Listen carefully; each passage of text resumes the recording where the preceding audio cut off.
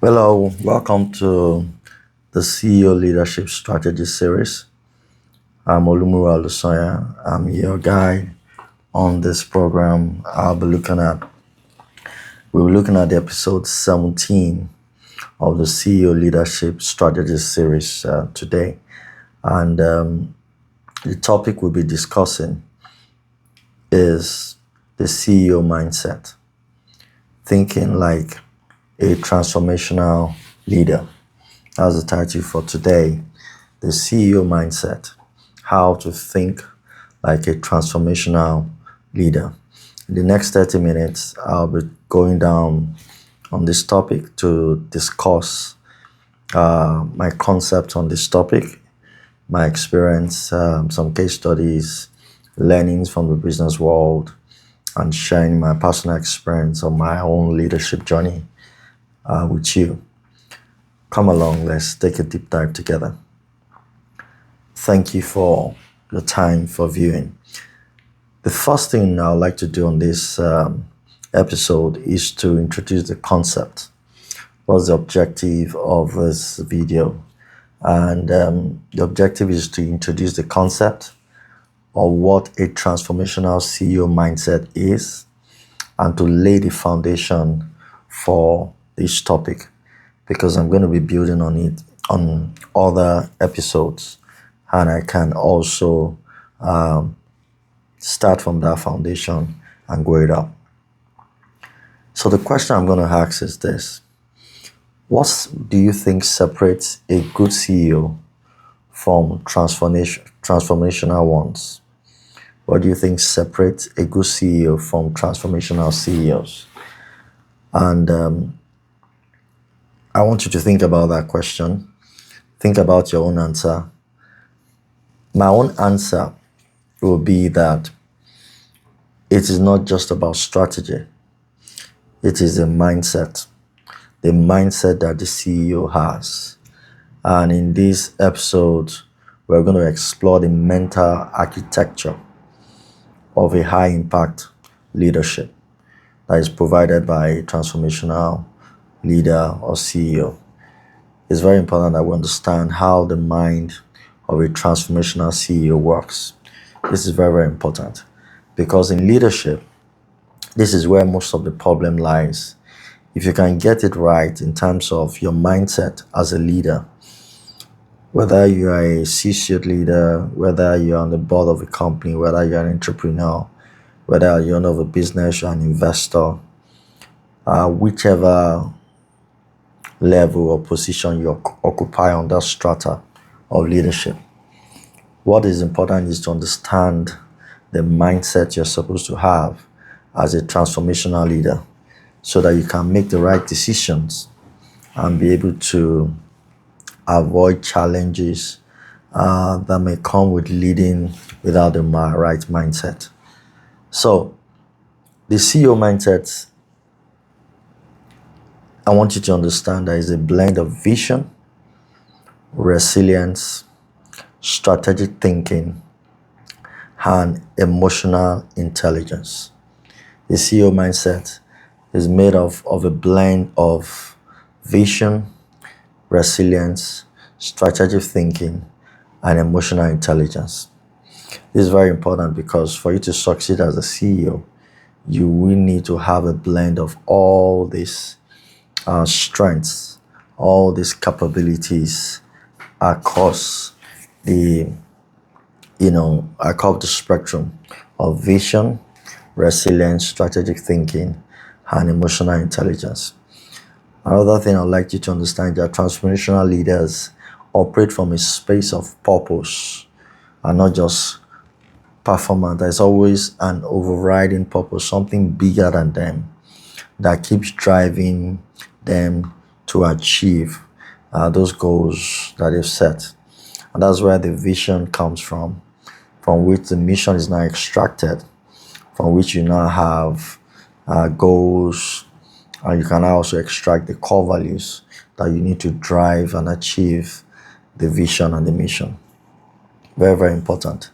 The first thing I would like you to know about leaders that are transformational and they have the mindset of a transformational leader is that there must be a shift from being an operator to a visionary. If you are going to lead, whether you are a C-suite leader, you are managing vast operations, or you are a CEO, or you are the board, you're even a chairman of a company, you need to be able to shift from operations to visionary. If you're on the board of a company, of course, you are not going to be involved with operations of the company. And you should ensure that you don't get involved with operations in the company, because you will now be stepping into the role of the management team, not even the CEO. You even descend below the CEO. You'll be going down to the level of the management team members. But for a CEO or a leader in C-suite, you want to make sure that you are able to move from operator to visionary.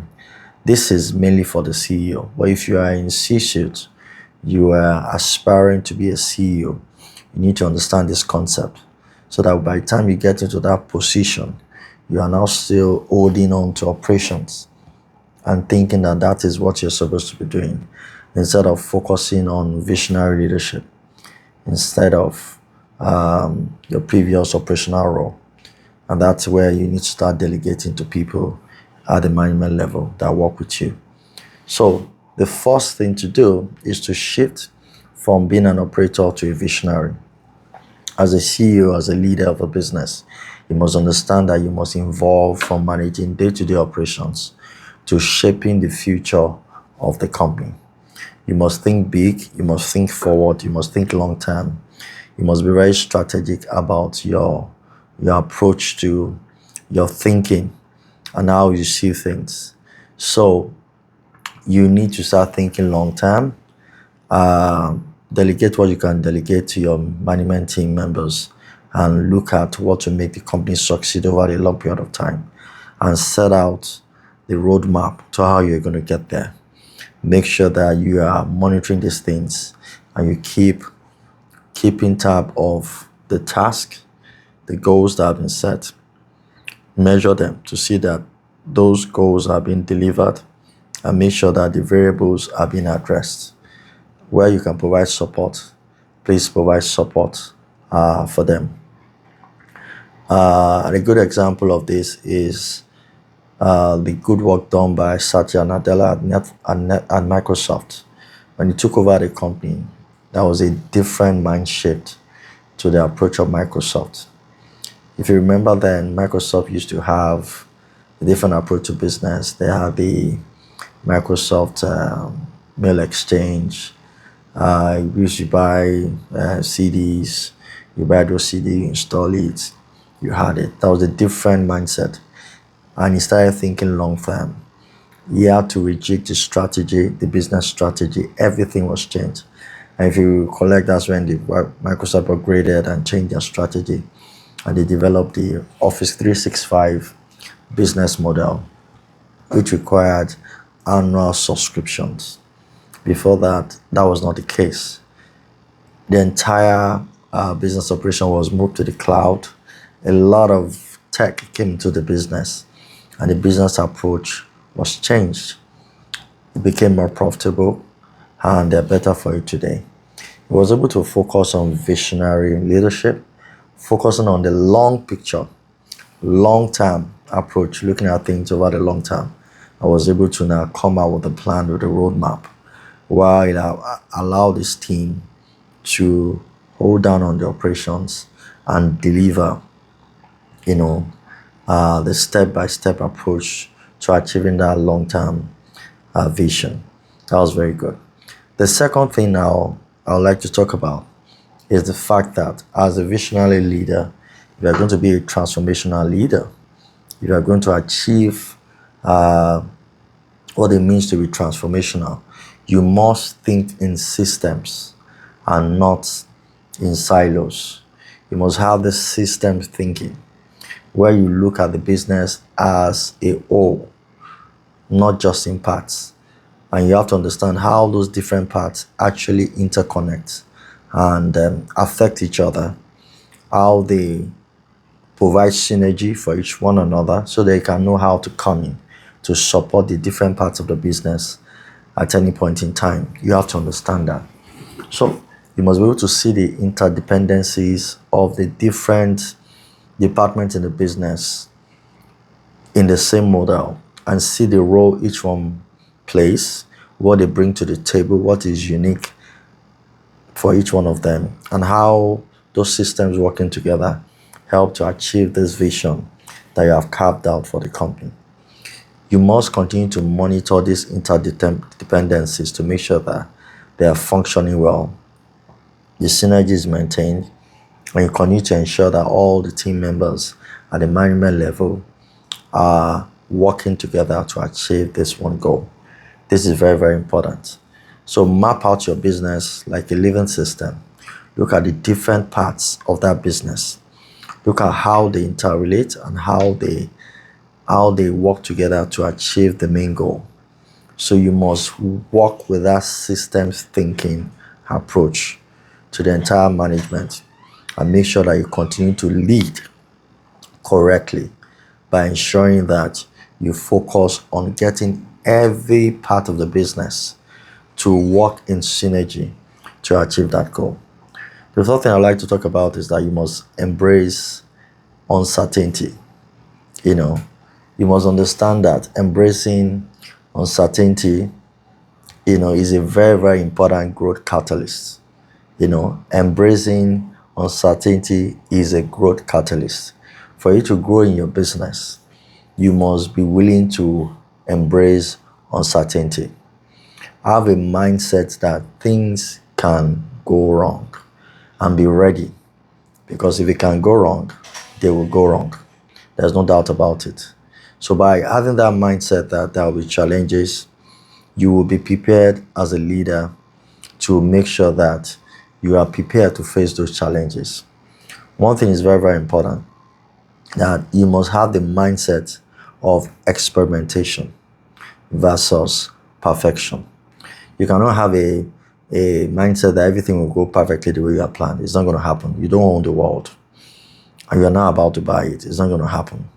So things may not go the way you have planned. It is normal. That's what life is. That's life. Things don't go the way you have planned. So you must be able to focus on what is important and make sure that you are willing to experiment, you are willing to learn from mistakes and actually move ahead when you face those mistakes. Don't be stuck with the challenges you face. You will face challenges. There's no doubt about that. You are going to face challenges. There's no doubt about that. That's very, very important. I like to use this quote: uncertainty is a bad place of innovation. I like to say that again if you missed that. Uncertainty is a bad place of innovation. It's in all those challenges, it is in all those uncertain times that innovation actually come out. If you are willing to embrace it and you're expecting it and you have the capacity to deal with it, it's very, very important that you know that uncertainty is the bad place of innovation. Very, very important. So embrace uncertainty as a CEO, as a leader, as a business owner, as an entrepreneur, and make sure that you innovate when you face that challenge. So that mindset must have the preparedness to face those challenges. Life will not be handed over to you on a platter, and there will be challenges, there will be competition, there will be unexpected bends that will come your way. You need to be prepared with the capacity to face it, with the mental fortitude to withstand those challenges. It's a tough world there for CEOs, I must tell you. So you must be able to focus on it. Very, very important. Very, very important. And the next thing I would like to discuss is the fact that the inner dialogue of a CEO is such that you want to make sure that you have the right thoughts, the right thoughts and inner dialogue going through your mind. You need to be strong mentally to deal with the challenges of the business, the environment, your competitors, and everything life is going to throw your way. So I'm going to ask you this question: what are the things you are saying to yourself when nobody is watching? What are the things you are telling yourself when nobody is watching you? Are you defeated?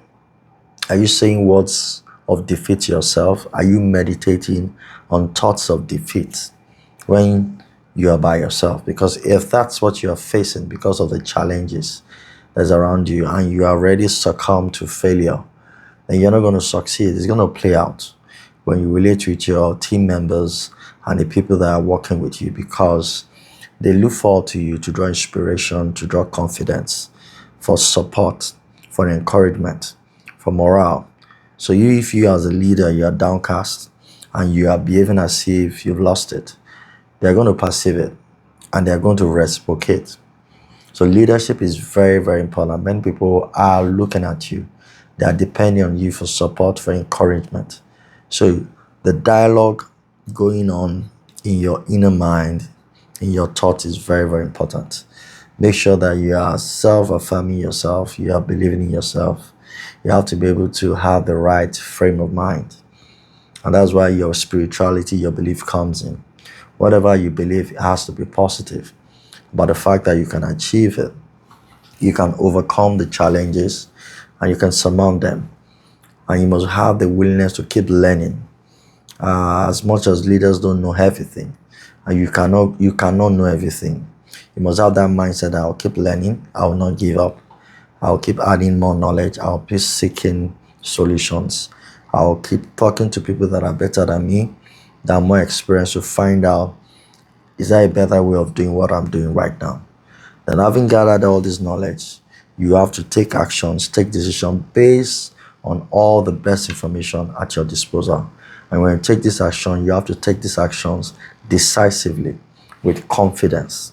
And that's why the inner thoughts, the inner dialogue going on your inside is very, very important, so that you can maintain the right thoughts and face those challenges ahead of you properly. So I want you to be able to reframe your inner narratives very, very well for confidence and clarity.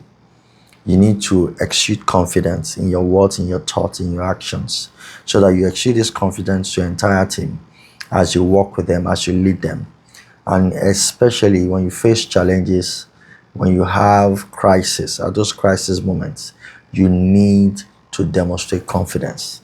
Even if you are shaking on your inside, you need to come out and look strong for your team, for your business. Say words that are affirmative, not negative words. Should be encouraged to be around you. I know it's not as easy as it seems. That's why you have to have that preparedness of your mind, and to have a support structure in terms of peers, colleagues, friends that can give you the right support, and mentors, people that have gone ahead of you, that have done these things. They've seen it all, and they know that those challenges will come, and know how to steady you when you're going through that challenge. I remember my mentor telling me when I was starting my business that it's not going to be easy. It's not. You just need to stay steady. You need to persevere in what you believe and keep pushing until you have that breakthrough. And by the time we started signing contracts, we signed the first one, we signed the second one, we signed the third one, I now understood what he was talking about, because he had been there before. He has faced those challenges. He has been able to overcome the law of inertia, which is overcoming the initial obstruction, delay, and hindrance that might happen at the beginning of your business.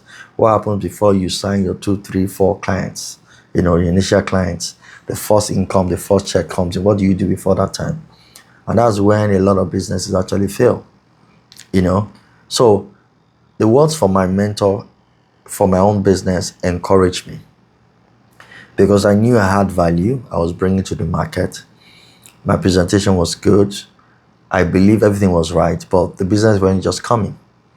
But because I had already been prepared, my mindset had already been prepared. I was prepared to face those challenges. So when those delays showed up, I did not give up. I persevered, and I stayed. I kept doing the best I could do. Kept reaching out, kept marketing, kept communicating with my target audience until the breakthrough came. In fact, there was a particular client that I nearly wrote them an email telling them that I'm canceling the the offer had already given to them, because they had delayed, they had not responded, they looked like they were not serious about the offer. And I wanted to counsel it to say, whenever they are serious, we initiate a new proposal and all that. But thank God I did not do that. Thank God I was very patient, because at the end of the day, they came back, and they came back big. We executed the advisory engagement for them. They were so impressed, and we signed a retainership contract at the end of the day. And I've seen this happen over and over again with clients. You have to be able to have that prepared mindset to face the challenges that's coming ahead. Reframe your internal thoughts and narratives. Make sure you stay positive and exude confidence and clarity before your team members. One of the last points I'll be sharing is the fact that as a CEO, as a leader, you are the culture architect of your business and of your organization. This is very, very important. The culture of the organization rises and falls with you. This is very, very, very important. The culture of the organization rises and falls with you. Your mindset is going to shape the organizational culture of your business. And that's why as a CEO, you cannot afford to have the wrong mindset. You can't afford to have the wrong mindset. You must have the right mindset for the business. And you must be able to encourage the team. You must be able to epitomize the core values that speak to the vision of the company and the mission of the company. Because you are the ambassador of the business. Everybody is watching you, and they are going to model you. Very, very important. So you are the organizational architect that is shaping the culture of your business. Very, very important. So the question I want to ask you is that, what mindset are you modeling for your staff and your team members? What kind of mindset are you modeling for them? If you understand that you are the architect of your business, what mindset are you modeling for them? This is very, very important, because you have to understand the role you play as a CEO and make sure you stay in that lane. You have to have the right mindset, and you must be able to, model the right mindset. Especially, like I said earlier, at times of crisis, you need to have this mindset model correctly. As you face challenges, your team is going to draw strength from you. They're going to watch your body language, especially what you don't say, but you act it out. And it will be transferred to them. If you have the right energy, you have the right perspective, you are facing it right, they will adopt that courage. So that when that kind of situation comes back again, they have already caught that mindset and the attitude to have to that same situation, and they will respond to it the same way. Number one, they've seen you do it, they've watched you do it, and they saw the outcome, that when you held your ground, when you maintained your composure in the face of that reality and that crisis, you persevered. And that's the same outcome from the story I shared with you. My mentor was able to encourage me that as a start of a business, you have some pushbacks, there'll be some delays, there'll be some hindrances, but when you persevere, the clients are going to start rolling in. And I persevered. At the point I had to go back to him, is it going to be this long? He said, yes, it can be that long. But once it happens, once you start, you will have a renewed vigor and confidence, because you have seen it work and you stay with what you have. And by the time the clients are giving you the feedback on the value you are creating, you are presenting to them, it will further give you the confidence you need to know out there that if these clients can enjoy this value I'm bringing, other clients will also do the same. So you are the architect of your culture, of your organization. Make sure that you are modeling the right mindset for your team. Very, very important. I'm going to be sharing 2 real-world examples or case studies. The first is Elon Musk. That name needs no introduction. It doesn't need any introduction. His mindset is that of risk and innovation. He's willing to take risk, and is willing to innovate. He bets all his assets on innovation and risk. He has ventured into the most risky businesses. He's going to space, electric vehicle, when nobody believed it was going to work. The way it is working right now. He invested heavily in it. And he's better off for it today. The richest man, And you can see that it works. Another example is Indra Nooyi, that's PepsiCo female CEO, did a lot of phenomenal work at PepsiCo, and she was a transformational leader at PepsiCo. If you want to study transformational leaders, that's one of the CEOs I'll recommend for you to study the work she did at PepsiCo. She broke all barriers as the first female CEO at PepsiCo. She faced a lot of prejudices and she was confident. But one thing I want to bring forward about what she achieved at PepsiCo was the fact that she led with empathy. She led with empathy and strategic foresight at the company. And she stood out.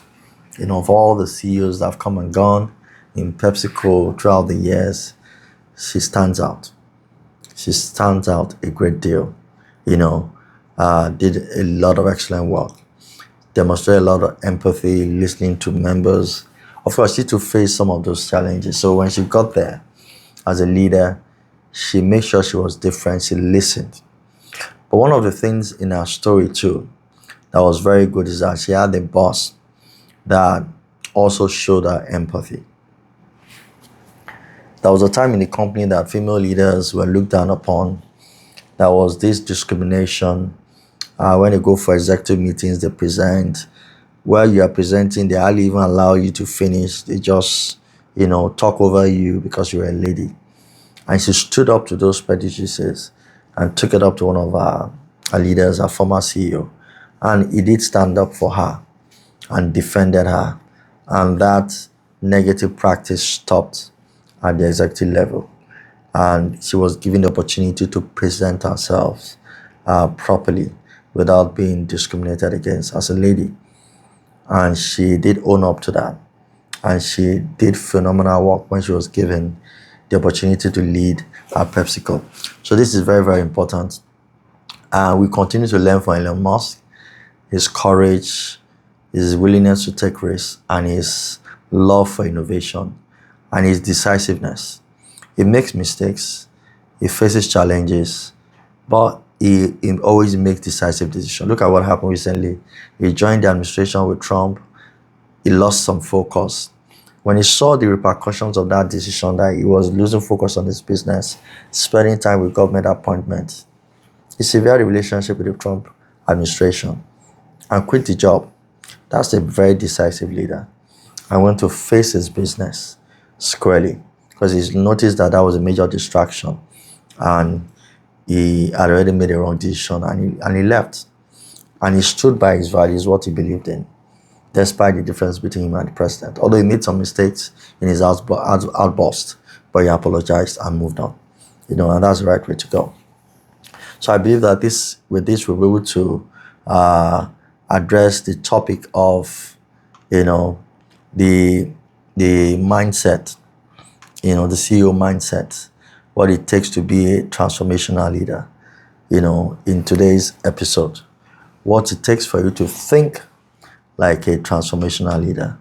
And we went through the shift from operator to visionary, thinking in systems and not in silo, embracing uncertainty as your growth catalyst, and managing the inner thoughts and dialogue that go in your mind as a CEO, especially during times of crisis.